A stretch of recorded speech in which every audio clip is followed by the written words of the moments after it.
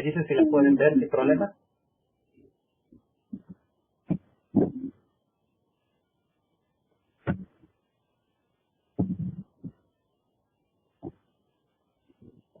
Sí. Ok, muy bien, perfecto. Entonces, Sí, ya. ok, vamos a empezar entonces con los datos estos muy básicos de electricidad, o sea, realmente lo necesario para poder trabajar, digamos, en este curso. Empecemos viendo que sí, la electricidad, pues sí, es un fenómeno físico, como lo que es la luz, lo que es el sonido, también los efectos de la temperatura. Aquí lo que tenemos es ahorita las cargas eléctricas que se generan obviamente a partir de los átomos y de sus interacciones, ya sea entre elementos químicos de su propia naturaleza o bien cuando se hacen reacciones químicas o bien entre otros fenómenos. Recordemos que un átomo pues tiene dos partes esenciales en sí, lo que es la parte del núcleo, que está compuesto por protones y por neutrones. Los protones tienen carga positiva, mientras que los neutrones son de carga neutra, es decir, es un balance eléctrico. Y la parte de la corteza, sí, es de un átomo, pues ya contiene propiamente los electrones, estos tienen carga negativa, ¿sí? Cabe destacar que en sí, pues, estos átomos, solamente bajo condiciones normales, pues están, digamos, equilibrados eléctricamente, es decir, no son ni positivos, no son ni negativos. Sí, o sea, son básicamente eléctricamente neutros en un inicio.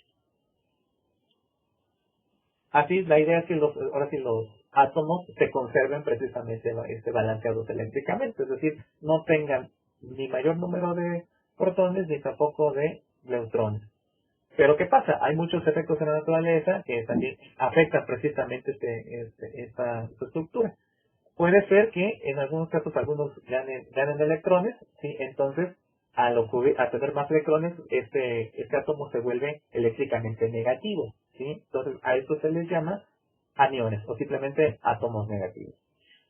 O bien se puede dar el caso en donde estos pierdan electrones. Normalmente se pierden electrones cuando existen reacciones químicas o enlaces, ¿sí? Entonces, al haber más protones, hay una carga positiva mayor que la carga negativa. Entonces, a eso se les llaman precisamente cationes.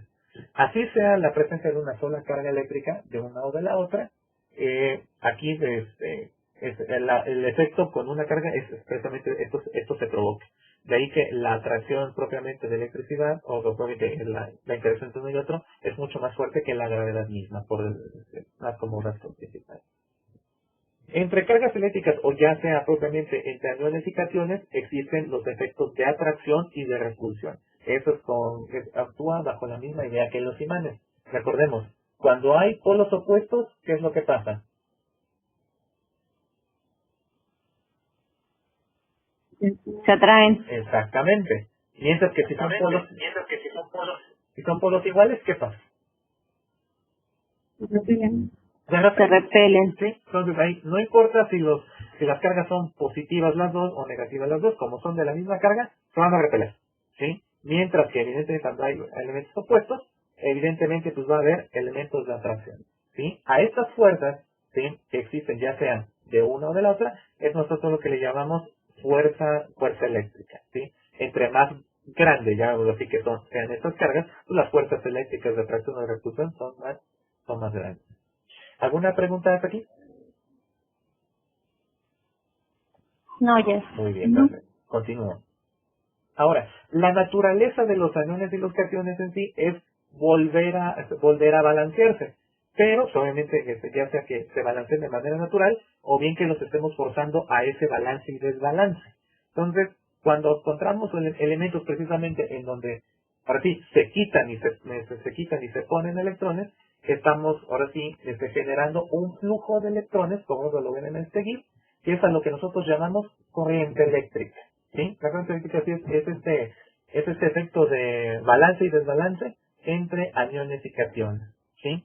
Esa es básicamente la naturaleza de estos elementos, siempre, ¿ok? Ahora, cuando nosotros así, este desbalance, ahora sí ya lo armamos en un elemento y con varios componentes, lo que obtenemos es un circuito eléctrico, ¿sí? En el cual, pues, aquí pues hay distintos elementos en los cuales se compone uno. El principal están señalados aquí en la figura. Tenemos un elemento generador que puede ser obviamente una pila, puede ser el enchufe de nuestras casas, puede ser algún power bank, en fin, cualquier fuente de voltaje ¿sí? Es un elemento generador en donde tiene estos aniones, estos cationes, ¿sí? Que van a buscar, obviamente, otra vez balancearse y desbalancear. Tenemos lo que sí son los elementos o componentes del circuito. Va a depender también de qué naturaleza sea, si es completamente electrónico, si es puramente eléctrico, y puede tener más o menos, pero en sí, así puede ser como en esta imagen, es un simple interruptor, como también pueden ser ya elementos más complejos, ¿no? En sí, para la conexión entre todos ellos, pues evidentemente debe haber un conductor, lo que es propiamente cable, ¿sí? Si estos elementos los tenemos aislados, pues evidentemente no va a haber ese flujo de corriente entre todos los elementos. Y por último, todo circuito pues siempre va a tener un elemento receptor o elemento que consuma la energía que se genera precisamente aquí, ¿ok?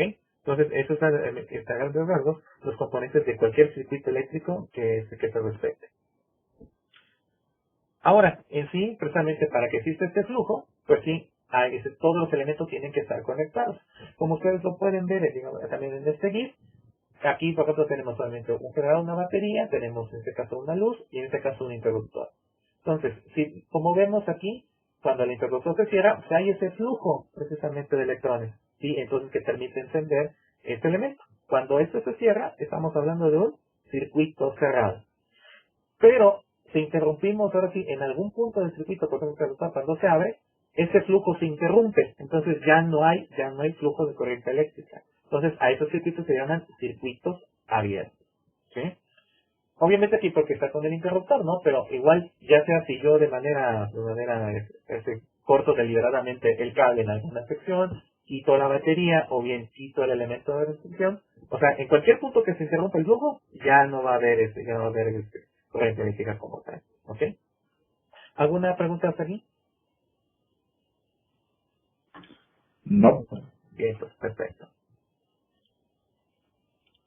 Ok, ahora, en electricidad existen tres magnitudes principales, ¿sí? En las cuales solamente se interactúan y igualmente se controla, se limita o se deja fluir esta corriente eléctrica.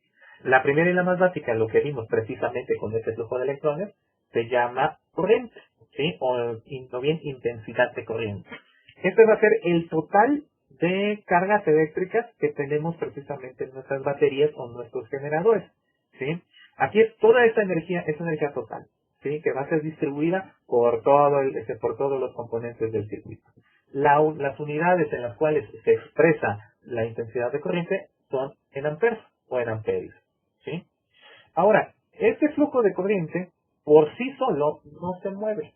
Necesitamos otra energía u otro elemento que nos permita desplazar esa cantidad de electrones de un punto a otro. Ven que tenemos una pregunta ahí en nuestro quiz, ¿sí? Esta energía, voltaje, tensión. Pues precisamente esta energía es la que mueve todos esos electrones, desde el polo positivo hasta el negativo y entre todas estas partes, ¿sí? ¿Por qué se dice de un punto a otro? Por lo siguiente, ¿sí? Aquí, por ejemplo, tenemos solamente tres elementos o tres componentes. Entonces, cuando hablamos de un punto a otro, puede ser este de aquí y este de acá. O bien este punto y este punto. O bien este punto y este punto. Es decir, dependiendo de la cantidad de voltaje, ya expresémoslo así, la rapidez con la que la corriente se va a mover por ese componente. ¿Ok? ¿Alguna pregunta hasta aquí? ¿Alguna duda?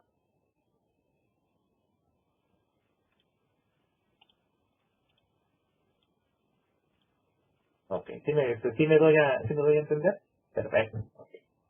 Ahora, ¿qué determina la cantidad de voltaje? Pues no todos los componentes en un circuito van a permitir libremente el flujo de dichas cargas. Entonces, algunos lo permiten de una manera más fácil y otros lo permiten de una manera un poco más complicada, llamémoslo así. Este elemento, ahora sí que limita ese flujo de corriente, se llama resistencia, ¿sí? Esta va a ser una oposición precisamente al flujo de corriente. En idea se supone que la corriente debe fluir de manera natural y sin ningún impedimento. Pero en la práctica, es decir, ya en el mundo real, ese flujo, lo que genera es precisamente calor. Si ese calor no se limita o bien el material no es suficientemente fuerte para soportar ese flujo, pues puede el riesgo de quemarse. De hecho, una de las razones por las cuales los incendios que a veces existen en épocas, por ejemplo, de Navidad o algo así, se provocan por cortocircuitos, es precisamente porque los chispazos llevan tanta temperatura, o bueno, son muy calientes, entonces de ahí que pueden generar ignición de algunos materiales, ¿ok?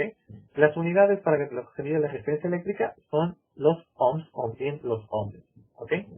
Entonces, la interacción entre estas, si nos damos cuenta, es, si existe mayor resistencia, va a haber un mayor voltaje, y obviamente va a haber una menor resistencia, perdón, un menor flujo de corriente.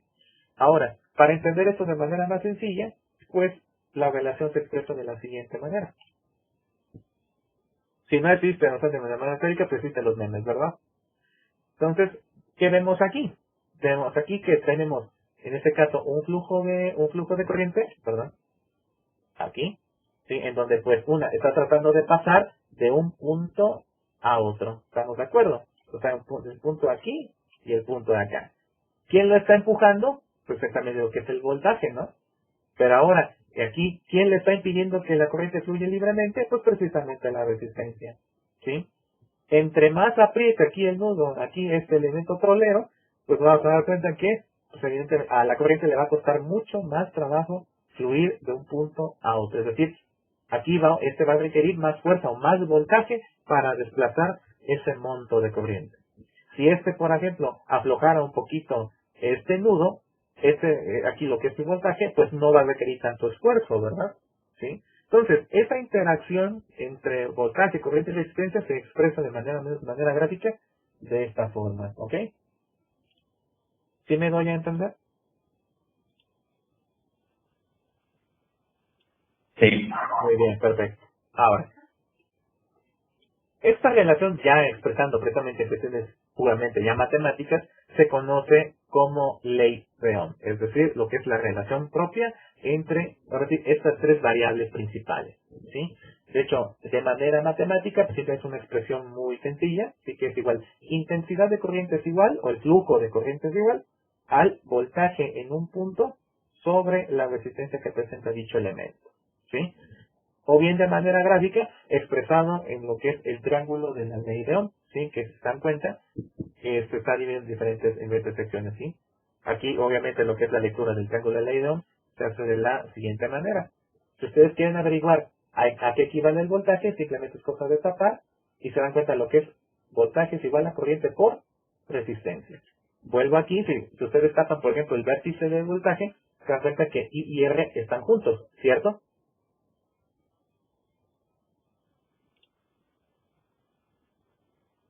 Ok, perfecto. Entonces ahí eso significaría una multiplicación. Si ustedes quieren averiguar en determinado a qué equivale la resistencia de un elemento, pues se dan cuenta es voltaje sobre corriente, ¿sí? Y ya por último la corriente que también coincide con esta expresión matemática, pues es tapar la parte de corriente y ahora sí lo que hacer voltaje sobre resistencia, ¿ok?